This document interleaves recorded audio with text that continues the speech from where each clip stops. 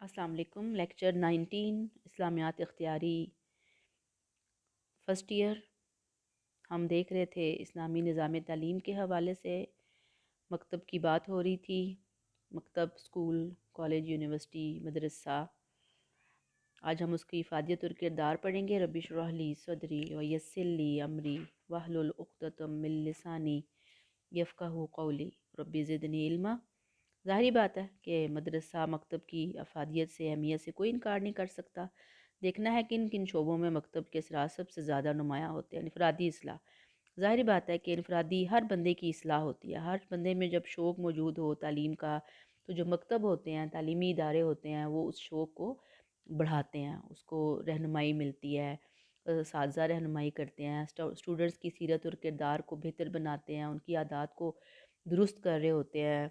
उनका जो स्कूल का, कॉलेज का जो इल्मी माहौल होता है, वहाँ से बंदे के अंदर एक पढ़ने का शौक़ डेवलप होता है। फिर तारीख़ी वाक़यात को देखता है, उसके अंदर बसीरत पैदा होती है। फिर वो अपनी क्लास फ़ेलोज़ से मुतासिर हुए बगैर नहीं रह सकता।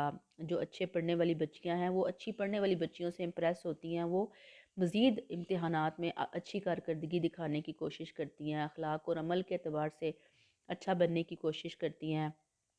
जब टीचर्स वहाँ पे होते हैं तो उनकी निगरानी में बच्चे अच्छी आते सीखते हैं, इख्तियार करते हैं। फिर इज्तिमाई इस्लाह होती है। ज़ाहिरी बात है कि बच्चा अपनी जो माशरे के अंदर वो रहता है ना, उन ज़िम्मेदारियों का शऊर हासिल करता है। हर हैसियत, हर तबके के तालिब इल्म जब एक ही जगह बैठते हैं, अपने टीचर से इल्म हासिल करते हैं, उन्हें मिलजुल कर बैठने की, बात करने की तरबियत मिलती है। एक ही जगह ग्राउंड में खेलते हैं, एक जैसे माहौल में रहते हैं, अखुवत और बरादरी के जज्बात पैदा होते हैं। यही वजह है कि मकतब के ज़माने में जो दोस्तियाँ होती हैं, फ्रेंडशिप्स वगैरह होती हैं, बड़ी लंबी चलती हैं। आइंदा आने ज़िंदगी में ये दोस्तियाँ बड़ा अहम किरदार अदा करती हैं। फिर नज़्म व ज़ब्त पैदा होता है मकतब की वजह से, कि बच्चों को एक नज़्म के तहत रहना पड़ता है, ज़िंदगी में बाकायदगी आती है। आप खुद देखें ना, असेंबली है, ब्रेक के बाद फ़लाँ पीरियड में जाना है, फ़लाँ पीरियड में जाना है, ये इतने बज के इतने मिनट पे फ़लाँ पीरियड है। तो ये एक शऊर नज़्म व ज़ब्त का स्टूडेंट्स के अंदर आता है, और ये शऊर कौमी और इज्तिमाई ज़िंदगी में बहुत अहम रोल अदा करता है।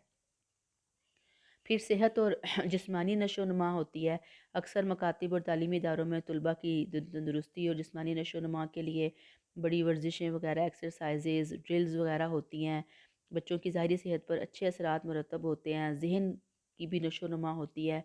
जब मुख्तलिफ़ गेम्स में बच्चे हिस्सा लेते हैं तो मुस्तक़बिल में बड़े बड़े जो स्पोर्ट के जो लोग हैं ना, स्पोर्टर्स, वो निकलते हैं मदरसों से, स्कूलों से। दुनिया के मशहूर खिलाड़ी जो हैं, उन्होंने अपने पसंदीदा खेल की इब्तिदा उमूमन अपने स्कूल कॉलेजेस के ज़रिए से ही की होती है। फिर सेहत और तंदुरुस्ती आती है। जब बच्चे सेहत तंदुरुस्त होंगे, मुल्क व मिल्लत के लिए बड़े फ़ायदेमंद होंगे। फिर असातिज़ा की तासीर जो है, बेहतरीन अगर असातिज़ा बंदे को मिल जाएँ तो उससे तलबा बहुत फ़ायदा हासिल करते हैं। अच्छे असातिज़ा, अच्छे बाकिरदार असातिज़ा की वजह से स्टूडेंट्स के दिलो दिमाग की दुनिया बदल जाती है, आला इक़दार से मोहब्बत पैदा होती है। असातिज़ा बताते हैं बच्चे की किस तरह रूहानी अखलाकी तरबियत मुमकिन होगी। इसमें नबी करीम सल्लल्लाहु अलैहि वसल्लम का किरदार हमारे सामने है। आप सल्लल्लाहु अलैहि वसल्लम ने अरब जैसी वैश्वी कौम को एक मुतमद्दन और महज़्ज़ब कौम में बदल दिया, और इनकी ऐसी अमली तरबियत की कि वो सारी दुनिया के इमाम और रहनुमा बन गए। खुद न थे जो राह पर औरों के हादी बन गए, क्या नज़र थी जिसने मुर्दों को मसीहा कर दिया। फिर इशात इल्म है। मकतब का बहुत बड़ा किरदार उन्होंने हालों में ज़ेवर तालीम देना। इस्लाम ने इशात इल्म और तलब इल्म को बहुत लाजम करार दिया। मकतब उसके लिए बेहतरीन सरचश्मा है। आप सल्लम ने इल्म फैलाने की बहुत कोशिश की। पीछे हम बहुत सारे पॉइंट्स पढ़ कर आए हैं, लोगों को तारीकी से निकाल कर इल्म की रोशनी में लेकर आए। इसीलिए मदरसों की, स्कूलों की बुनियाद डली। और जो लोग स्कूल कॉलेजेस वगैरह नहीं जाते, जिनकी ज़िंदगी में बस ये इम्तिहान होते हैं, तो उनकी ज़िंदगियाँ आप देखेंगे कि पढ़े लिखे लोगों से काफ़ी ज़्यादा डिफरेंट होती हैं। और जिन लोगों को काबिल असातिज़ा मिल जाते हैं, लाइब्रेरीज़ मिल जाती हैं, वहाँ पे यानी कि ये जो आपकी लैब्स वगैरह होती हैं, जहाँ से स्टूडेंट्स फ़ायदा हासिल करते हैं, तो ये बड़ी अच्छी चीज़ मिल जाती है उनको ज़िंदगी के अंदर। फिर कौमी तरक्की के अंदर भी मकतब बहुत अहम किरदार अदा करता है। मदारस में कौम के बच्चों, नौजवानों की ज़हनी और बदनी सलाहियतों की नशो-नुमा का मौजू इंतज़ाम होता है। उनको मुस्तकबिल के अच्छे और मुफीद शहरी बनाने की कोशिश की जाती है। तालीमी इदारों से उलमा, फ़ुक़हा, डॉक्टर, इंजीनियर, रियाज़ीदान, साइंसदान, माहिर कानून, आला किस्म के मुंतज़मीन पैदा होते हैं, जो मुल्की और कौमी तरक्की में अहम किरदार अदा करते हैं।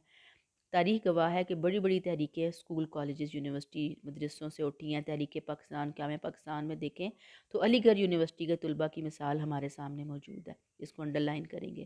پھر اخوت و مساوات کا سبق مکتب سے ملتا ہے. ایک ہی جگہ ایک ہی لباس ایک یونیفارم ہوتا ہے. سب لوگ ایک ہی کلاس روم میں ایک ہی جگہ کی سیٹس پہ بیٹھتے ہیں. ایک ہی جیسے اساتذہ سے تعلیم حاصل کرتے ہیں, اساتذہ سے شفقت اور محبت کا سلوک پاتے ہیں, تو بچوں میں اسٹوڈنٹس میں اخوت مساوات محبت تعاون کے جذبات آتے ہیں کہ انما المؤمنون اخوہ کی عملی تصویر بنتے ہیں. پھر مذہبی رواداری آتی ہے. مختلف مذاہب اور فرقوں سے تعلق رکھنے والے لوگ جب اکٹھے آتے ہیں مکتب میں تو اعتدال پسندی آتی ہے. جید علماء یعنی کہ جو قابل علماء ہیں ان سے علم حاصل کرتے ہیں, ان کی زبانوں سے سنتے ہیں کہ دین اسلام نے فرقہ واریت کی حوصلہ شکنی نہیں کی بلکہ اس کی مذمت بھی کی ہے. یعنی اسلام بالکل گوارا نہیں کرتا فرقہ واریت کو. تو ان کے اندر عصبیت کی بجائے, عصبیت یعنی میرا فرقہ اعلیٰ, میری قوم اعلیٰ, میری زبان اعلیٰ, میرا رنگ اعلیٰ, اس کی بجائے مذہبی رواداری یعنی ایک دوسرے کے ساتھ برداشت کا رویہ پیدا ہوتا ہے. پھر فکر و نظر کی پختگی پیدا ہوتی ہے. مکتب میں قابل اساتذہ کی زیر نگرانی طلباء کے اندر فکر کی پختگی پیدا ہوتی ہے, یعنی میچورٹی آتی ہے. اپنے جو استاد ہوتا ہے وہ اسٹوڈنٹس کے لیے ایک لائن بتاتا ہے کیسے سوچنا ہے, کیسے عمل کرنا ہے. اور پھر جب انسان اپنی فطری شعور ذہنی ساخت کو ایک خاص سانچے میں ڈالتے ہیں تو میچورٹی آتی ہے, ذہنی بالغی یعنی میچورٹی آ جاتی ہے, ذہن آگے نشو و نما پاتا ہے.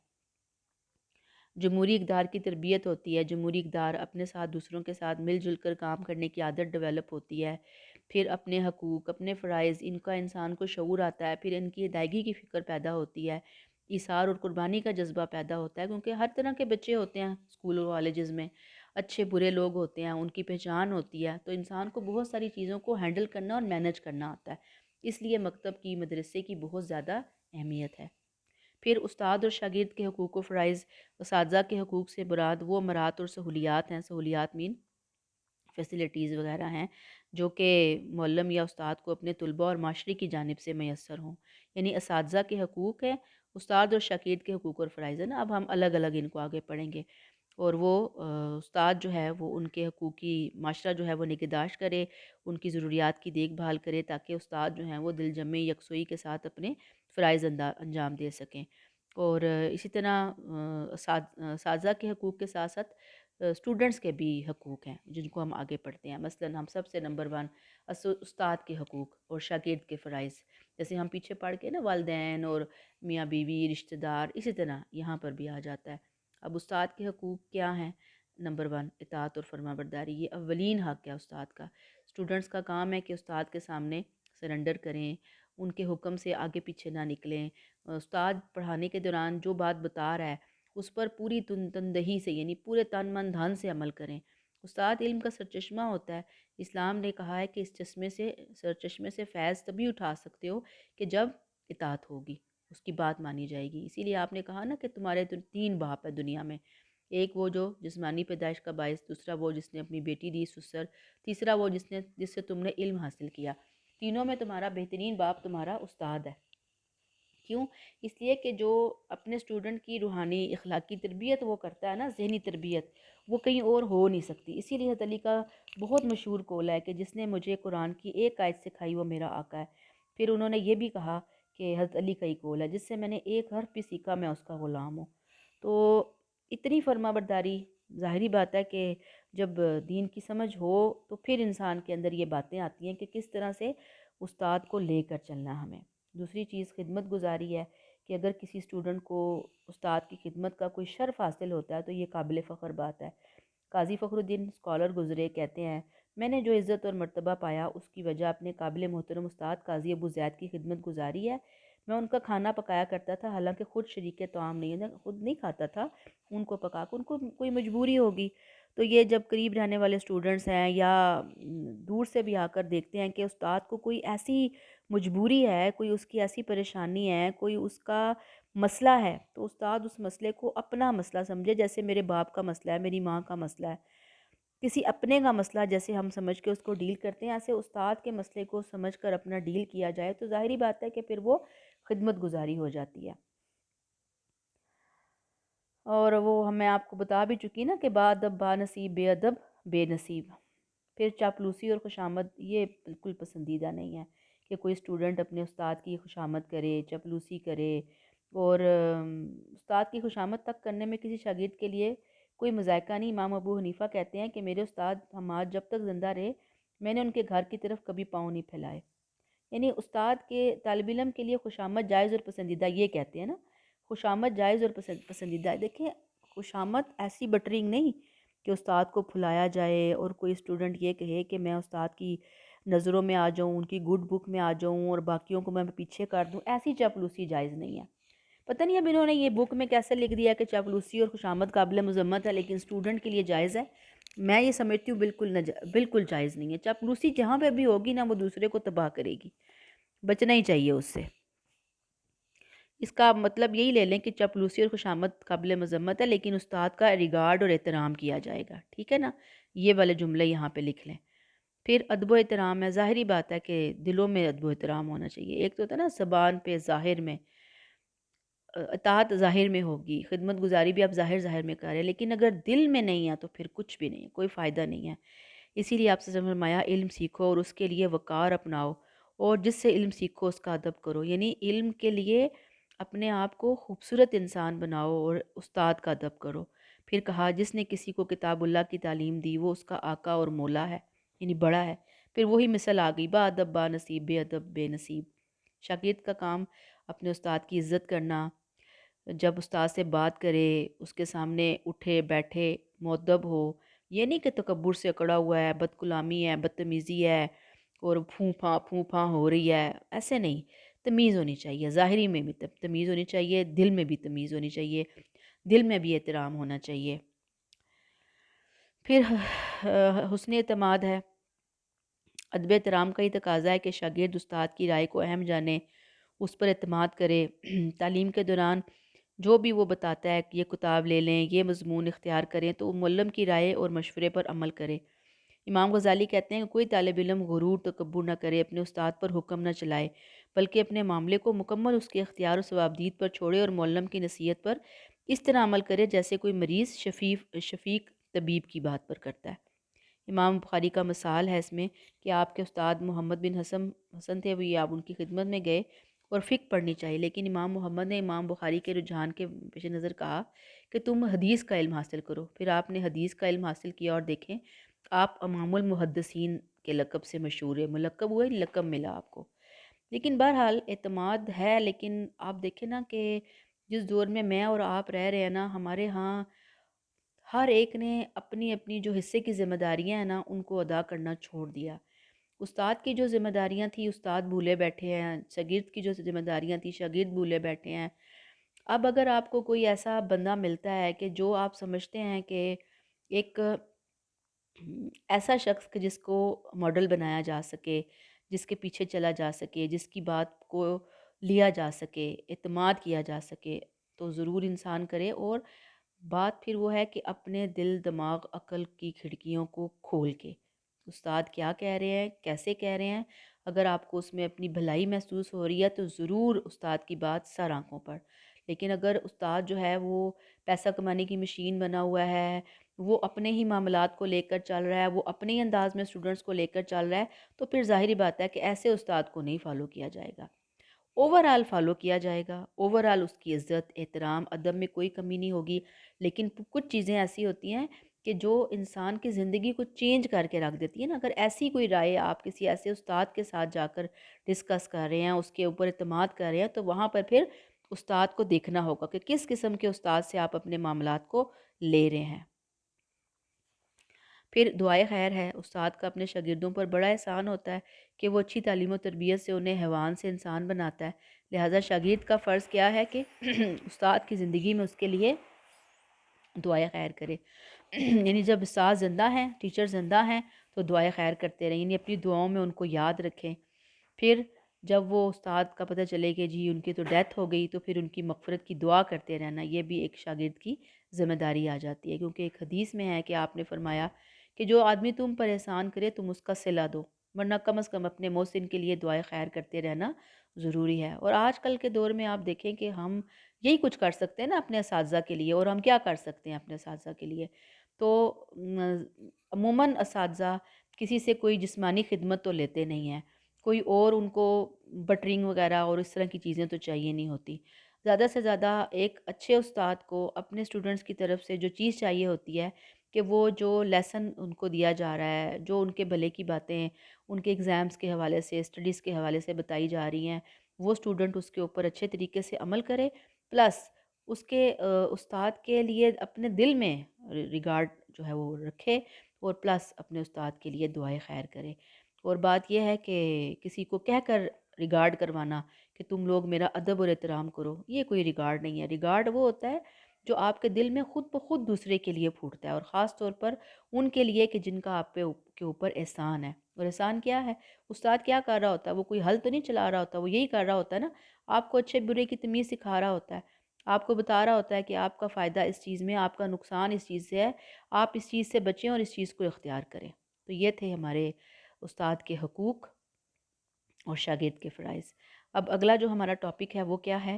شاگرد کے حقوق اور استاد کے فرائض۔ ظاہری بات ہے کہ شاگرد کے بھی کچھ حقوق آتے ہیں۔ اب اس میں سب سے نمبر 1 کیا ہے؟ شفقت اور محبت ہے، کہ استاد اپنے جو ٹیچر ہے وہ اپنے بچوں کے لیے، اسٹوڈنٹس کے لیے شفیق ہو، مہربان ہو، اولاد کی طرح۔ جب تک استاد میں شفقت نہیں ہے، محبت نہیں ہے، تو وہ شاگردوں کو کیا دے گا؟ اسی لیے آپ سے فرمایا کہ میں تمہارے لیے ایسے ہوں جیسے ایک باپ اپنی اولاد کے لیے ہوتا ہے۔ جو والد ہوتے ہیں نا گھر میں، فادر وغیرہ ہوتے ہیں، پیرنٹس ہوتے ہیں، وہ جسمانی پرورش کر رہے ہوتے ہیں، اگرچہ روحانی، ذہنی، جسمانی پرورش بھی ہوتی ہے، لیکن جو ٹیچر ہوتا ہے وہ خاص طور پر اپنے اسٹوڈنٹس کی روحانی تربیت کا ضامن ہوتا ہے۔ اگر استاد شفیق ہے تو شاگرد ہمیشہ اس کی عزت اور تعظیم کرتے ہیں، بالکل نو ڈاؤٹ، اس میں کوئی ایسی بات نہیں ہے۔ لیکن اگر استاد بے جا سختی کر رہا ہے، میں یہاں پہ لفظ لا رہی ہوں، بے جا سختی، خود غرض ہے، تو پھر اسٹوڈنٹس بھی سخت دل اور گستاخ بن جاتے ہیں۔ ظاہری بات ہے کہ جب اسٹوڈنٹس اس طرح کا رویہ شو کریں گے تو تعلیم کے عمل کو نقصان پہنچے گا۔ اسی لیے آپ نے صلی اللہ علیہ وسلم نے صحابہ کو تلقین کی تھی کہ لوگ تمہارے پاس دین کا علم حاصل کرنے کے لیے دور دور سے آئیں گے، جب وہ تمہارے پاس آئیں تو ان سے حسن سلوک اور نرمی سے پیش آؤ۔ پھر آپ نے استادوں کے لیے، ٹیچرز کے لیے ہدایت کی کہ لوگوں سے ان کی ذہنی استعداد کے مطابق گفتگو کرو۔ اب یہ نہیں کہ ایک آپ کے سامنے اسٹوڈنٹ بیٹھا ہے، وہ اس کو کوئی خاص آتا جاتا نہیں ہے، کیونکہ استاد تو فوراً جج کر لیتا ہے۔ اب اسے پتہ چل گیا کہ اسٹوڈنٹ کو کچھ آتا جاتا نہیں ہے، تو وہ اس سے بات کرے، اتنے ہائی فائی لیول کی، پی ایچ ڈی لیول کی بات کرے، ایم فل لیول کی بات کرے، اور وہ پھر امریکن ایکسنٹ میں اس سے انگلش بول بول کے بات کرے۔ اس کو پتہ ہو کہ میرا اسٹوڈنٹ جس بیک گراؤنڈ سے تعلق رکھتا ہے وہ تو بالکل عام سا دیہاتی کلچر کا بیک گراؤنڈ ہے۔ تو اپنے اسٹوڈنٹس کو دیکھ کر اس کو تعلیم دینا، اور تعلیم میں اس چیز کا خاص خیال رکھنا کہ اس کی جو ذہنی صلاحیتیں ہیں اس کو میں پروان چڑھاؤں، گریجولی مجھے نیچے سے اوپر لے کر آنا ہے، اس کے لیول کو بھی اپ کرنا ہے۔ یہ نہیں کہ وہ اگر اس کا لیول تعلیم کا، ایجوکیشن کا، اس کا جو ذہنی بیک گراؤنڈ ہے، ذہنی استعداد ہے، وہ نیچے ہے، کم ہے، تو میں اس کو کم ہی رہنے دوں۔ نہیں، استاد کی ذمہ داری ہے کہ وہ اس کو پالش کر کے اس کو اوپر اوپر اوپر اوپر، ڈے بائی ڈے اوپر لانے کی کوشش کرے۔ اور ظاہری بات ہے کہ اس میں شفقت ہے، اور بے جا سختی بھی ظاہری بات ہے کہ استاد کی وہیں پہ ہوتی ہے جہاں پہ اسٹوڈنٹس کا رویہ درست نہ ہو۔ جیسے میں اب یہاں پہ رک کر آپ لوگوں کی بات کروں گی کہ بھی کلاس روم میں آپ دیکھیں کہ اگر 65 آپ کی کلاس میں بچیاں ہیں ہمارے پاس، اب اگر 60 بھی پریزنٹ ہیں، موجود ہیں، اور سب بچیاں مل کے تھوڑا تھوڑا تھوڑا تھوڑا شور مچا رہی ہیں، باتیں کر رہی ہیں، اب آپ مجھے بتائیں کہ ایک استاد کیسے پڑھائے گا؟ وہ کیسے دے گا جو وہ دینا چاہ رہا ہے؟ اس کی ساری انرجی، یعنی میں اپنی مثال دیتی ہوں، ساری انرجی ہماری اس بات کے اوپر خرچ ہو رہی ہوتی ہے کہ چپ ہو جائیں، خاموش ہو جائیں، مت بولیں، آہستہ بولیں۔ لیکن اسٹوڈنٹس جو ہیں پھر وہ مجبور کر دیتے ہیں بعض دفعہ استاد کو کہ بھئی وہ اونچی آواز میں بولے گا، چپ کریں، کیوں نہیں چپ کرے، خاموش کیوں نہیں ہو رہے؟ تو اس بات کے لیے اسٹوڈنٹ بھی ذمہ دار ہے۔ پھر مثالی شخصیت ہے، ظاہری بات ہے کہ استاد کے اندر ایک جامع صفت ہونی چاہیے۔ مثلاً کون کون سی صفات ہونی استاد کے اندر لازمی، کیونکہ تعلیم کا عمل بہت پیچیدہ ہے، کمپلیکیٹڈ ہے، صبر آزما ہے، کٹھن ہے، مشکل ہے۔ استاد کی صفات مثلاً وسعت علم، اس کو اپنے جو وہ مضمون ہے اس کو مکمل مہارت حاصل ہونی چاہیے، پھر وہ مزید اسٹڈی کر کے اپنے آپ کو اور پالش کرتا رہے۔ اسی لیے آپ نے فرمایا نا صلی اللہ علیہ وسلم نے، مہد سے لحد تک تعلیم حاصل کرو۔ استاد اس معاملے میں زیادہ قابل قدر ہے، اپنے محدود علم اور موجودہ قابلیت پر اکتفا کرنا ایسے ہی ہے جیسے لوہے کو پڑے پڑے زنگ لگ جائے، اور اپنے علم کو سکیل کرتے رہنا چاہیے، سکیل یعنی پالش کرتے رہنا چاہیے۔ علم و فن میں تحقیق کا اضافہ استاد کا فریضہ ہے۔ پھر علم اور تعلیم کے جدید طریقوں اور رجحانات سے شناسائی بھی معلم کے لیے ضروری ہے کہ بھئی آج کل کس چیز کا دور چل رہا ہے۔ جیسے اب ہم نے دیکھا نا یوٹیوب پہ اب آپ کے لیکچر اپلوڈ ہو رہے ہیں، پھر مزید چیزیں ہم کیسے اپنے آپ کو اپڈیٹ کر سکتے ہیں، مزید نالج کیسے حاصل کر سکتے ہیں، استاد کو بھی پتہ ہو، وہ اپنے اسٹوڈنٹس کو بھی گائیڈ کرے، اور استاد جو ہے نا وہ ایسے اپنے اسٹوڈنٹس کو تعلیم دے کہ بچے جو ہیں وہ اکتاہٹ محسوس نہ کریں۔ گویا استاد کو خود کو پالش کرنا ہے اپنے علم کے اعتبار سے، اور اپنے بہترین علم کو بچوں میں تقسیم کرنا ہے۔ دوسری چیز جو اس کی مثالی شخصیت کا اہم حصہ ہے وہ اس کا حسن نیت ہے۔ علم اخلاص کے ساتھ خود بھی حاصل کرے، اجر و ثواب کی نیت سے، اور اسی نیت سے اسٹوڈنٹس تک پہنچائے۔ علم کے معاملے میں بخل کہ ایک اسٹوڈنٹ استاد کو سب کچھ آتا ہے لیکن اپنے اسٹوڈنٹس کو نہیں دے رہا وہ صحیح طریقے سے، تو یہ بخل ہے، غیر مستحسن، ناپسندیدہ ہے۔ مالک بن دینار فرماتے ہیں کہ جو شخص اپنی ذات کے لیے علم حاصل کرتا ہے اس کا علم کم ہو جاتا ہے، جو لوگوں کے لیے علم حاصل کرتا ہے اس کے علم میں اضافہ ہو جاتا ہے، کیونکہ انسان کی اپنی ضروریات کم ہوتی ہیں اور لوگوں کی زیادہ ہوتی ہیں۔ یعنی اب آپ جیسے کالج آئے ہیں، اب آپ یہ کہیں کہ ہم علم سیکھیں گے، ہم اس علم سے فیض پہنچائیں گے اپنے ارد گرد کی کمیونٹی کو، لوگوں کو، غریبوں مسکینوں کو، ایسے بچوں کو جنہیں کچھ نہیں آتا، جو فیس افورڈ نہیں کر سکتے، ہم وہ علم ان کو بانٹیں گے، تو ظاہری بات ہے اس سے علم بڑھتا ہے۔ اسی لیے آپ صلی اللہ علیہ وسلم نے فرمایا کہ اس علم کی مثال جس سے نفع نہ اٹھایا جائے اس خزانے کی مانند ہے جس سے خدا کی راہ میں کچھ خرچ نہ کیا جائے۔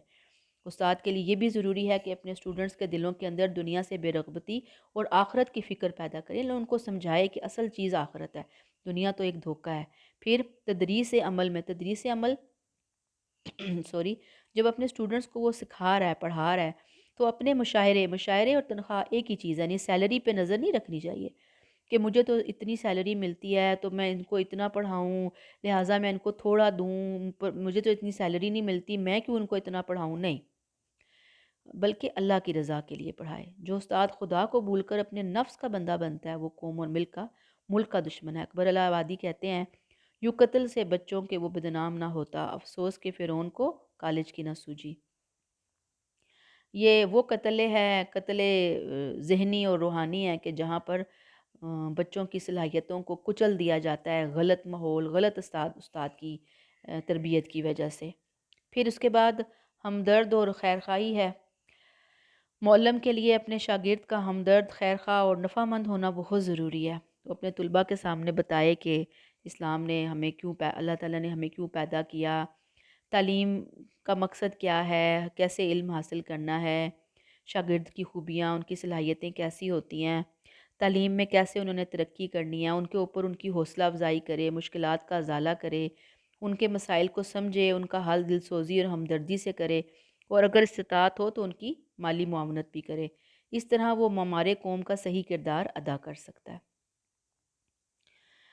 پھر اس کے بعد جسمانی سزا اور نفسیات۔ جدید علم نفسیات کی تحقیقات سے ثابت ہوا ہے کہ جسمانی سزا طلباء کے تعلیمی عمل پر برا اثر ڈالتی ہے، لہٰذا حتی الامکان جسمانی سزا نہیں دی جائے گی۔ جسمانی سزا کیا؟ ڈنڈے مارنا، مرغا بنانا، تھپڑ مارنا۔ یہ سزا طالب علم کی عزت نفس اور خودداری کو مجروح کرتی ہے، استاد کے خلاف نفرت پیدا کرتی ہے اور تعلیم کا سلسلہ ہی ختم ہو جاتا ہے، لہٰذا یہ بہتر نہیں ہے۔ ہاں، اخلاقی جرائم پر طلباء کو سزا دینی چاہیے۔ اب اخلاقی جرائم کیا ہے کہ ظاہری بات ہے کہ کوئی غلط قسم کی ایکٹیویٹی میں کوئی اسٹوڈنٹس انوالو ہیں، بات ہی نہیں سن کر دے رہے، تو پھر وہاں پہ کچھ نہ کچھ جو پنشمنٹ ہے وہ دیکھی جائے گی کہ کیسے دینی ہے، کس ایج گروپ کو کیا کیا جائے گا۔ پھر قول و فعل میں مطابقت ہونی چاہیے۔ اب معلم کو نا، استاد کو، ٹیچر کو عالم با عمل ہونا چاہیے، خود بھی عمل پیرا ہونا چاہیے۔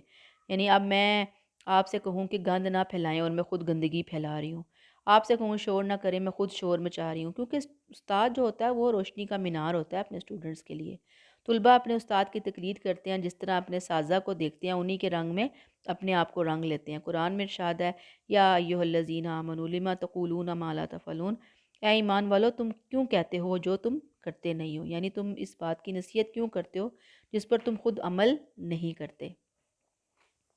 پھر تعلیم میں حکمت اور تدریج آئے گی، بہت زیادہ ضرورت ہے آہستہ آہستہ مشکل سے آسان کی طرف جانا ہے، معلوم سے نامعلوم کا طریقہ۔ حضرت ابن مسعود ہر جمعرات کو نصیحت کرتے تھے۔ کسی نے کہا روز کیوں نصیحت نہیں کرتے؟ جواب دیا میں تمہیں تکانا نہیں چاہتا، بلکہ تمہارا ایسا ہی خیال رکھتا ہوں جیسے حضور صلی اللہ علیہ وسلم ہمارا خیال رکھتے تھے۔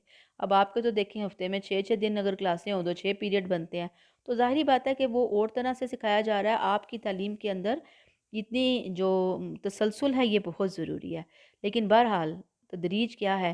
حکمت اور دانائی کے ساتھ ان کو رب کی طرف بلانا، اچھی نصیحتوں سے کرنا، ان سے بحث کرنا جو سب سے بہتر ہو۔ یعنی اصول تدریج کیا ہے؟ استاد طلباء کی ذہنی استعداد کے پیش نظر تعلیمی حکمت عملی وضع کرے تاکہ کلاس کے تمام طلباء یکساں طور پر مستفید ہو سکے۔ پھر مساوات آ جاتی ہے۔ اسلام جو ہے وہ مساوات کی تعلیم دیتا ہے، لیکن تعلیم عمل میں یہ بہت ضروری ہے کہ ایک استاد کے لیے اس کے تمام شاگرد برابر ہوں۔ کوئی غنی ہے، امیر ہے، فقیر ہے، ادنا ہے، اعلیٰ ہے، کسی کے ساتھ یہ نہیں کہ یہ میرا فیورٹ ہے، فیورٹزم نہیں ہونی چاہیے، رواداری اعلیٰ ظرفی ہونی چاہیے۔ پھر سادگی بھی ہے، استاد کی زندگی تصنع یعنی بناوٹ، ظاہری ٹیپ ٹاپ سے پاک ہونی چاہیے، سادہ اور اجلا لباس پہننا چاہیے۔ لیکن اللہ معاف کرے، ہمارے تو بہت ہی الٹی گنگا بہہ رہی ہے، یہ بہت افسوس کی بات سے یہ کہنا پڑتا ہے کہ ہمارے جو ٹیچرز ہیں ان کی لباس میں یہ سادگی اور یہ بہت ساری چیزیں نہیں مل رہی ہوتی۔ آپ صلی اللہ علیہ وسلم نے فرمایا، میں آپ کو اس لیے یہاں پہ ڈسکس کر رہی ہوں کہ کل کو آپ میں سے بہت سی بچیاں پریکٹیکل لائف میں جائیں گی، تو یہ چیزیں اپنی زندگی کا حصہ بنا لیں، اتنا ہی اچھا ہے۔ آپ نے فرمایا صلی اللہ علیہ وسلم نے، سادہ لباس ایمان کی علامت ہے۔ مزید فرمایا، جس نے نمود و نمائش کے لیے کپڑے پہنے اس کو قیامت کے دن ذلت کا لباس پہنایا جائے گا۔ پھر حق کے سوالات، یہ بڑی ضروری بات ہے۔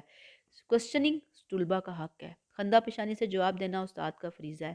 جستجو اور تحقیق یعنی کہ اس کا ریسرچ کرنا۔ اگر اسٹوڈنٹس کو کوئی مشکل پیش آ رہی ہے تو استاد ان کو سلوشن دے۔ اگر طلباء غیر ضروری اور غیر متعلق سوال کریں تو استاد ان کو اچھے طریقے سے سمجھائے، ڈانٹ ڈپٹ سے کام نہ لے۔ اگر کوئی چیز استاد کو معلوم نہ ہو تو اسے خندہ پیشانی اور فراخ دلی سے اپنی کم علمی کا اعتراف کر لینا چاہیے۔ یعنی کوئی اسٹوڈنٹ نے سوال کیا، استاد کو نہیں آتا، تو یہ نہیں کہ وہاں غلط جواب دے کہ میری عزت بچ جائے، وہاں پہ ان کو صاف اقرار کر لے کہ بیٹے یہ مجھے نہیں آتا، میں پتہ کر کے پھر آپ کو بتا دوں گی۔ یاد رکھیے، علم تناور درخت ہے جس کی جڑیں اور شاخیں دور دور تک پھیلی ہیں۔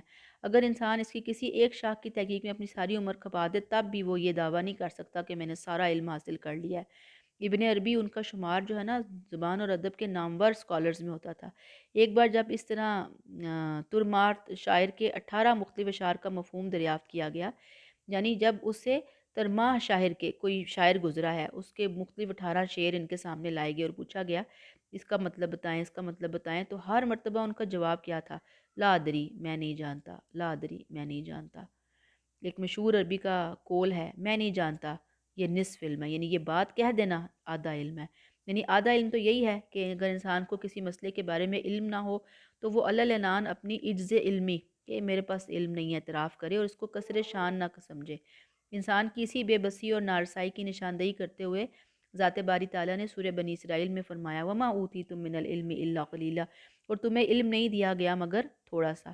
پھر فرمان نبوی ہے کہ اگر کسی نے بغیر علم کے مسئلہ بتا دیا تو اس کا وبال عالم پر ہے۔ پھر اخلاقی تربیت سے نہیں صرف انفارمیشن نہیں دینی اسٹوڈنٹس کو، بلکہ ان کی اخلاقی روحانی تربیت بھی کرنی ہے۔ اسلام میں تعلیم اور تربیت الگ الگ چیز نہیں ہے۔ علم تو گھر بھی اسٹوڈنٹس کتابوں سے حاصل کر سکتے ہیں، لیکن جب استاد کے سامنے زانوِ تلمذ کرتے ہیں، زانوِ تلمذ یعنی بیٹھنا، لوگ پہلے بیٹھ کر نیچے چٹائی پر علم حاصل کرتے تھے نا، تو یہ اخلاقی تربیت کا حصول ہے۔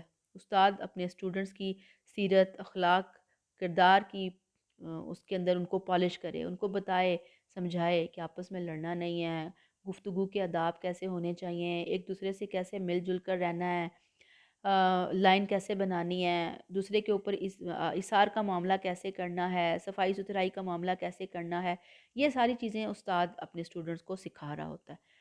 مقصد حیات، ایک معلم کا بنیادی فریضہ کیا ہے کہ وہ اسٹوڈنٹس کو بتائے کہ اسلام نے ہمیں کیوں پیدا کیا، اللہ نے کیوں پیدا کیا۔ یہی زندگی ہے جو ہمیں ایک خاص ڈائریکشن کی طرف لے کے جاتی ہے۔ آپ صلی اللہ علیہ وسلم نے مسلمانوں کو جو مقصد حیات بتایا وہ کیا ہے؟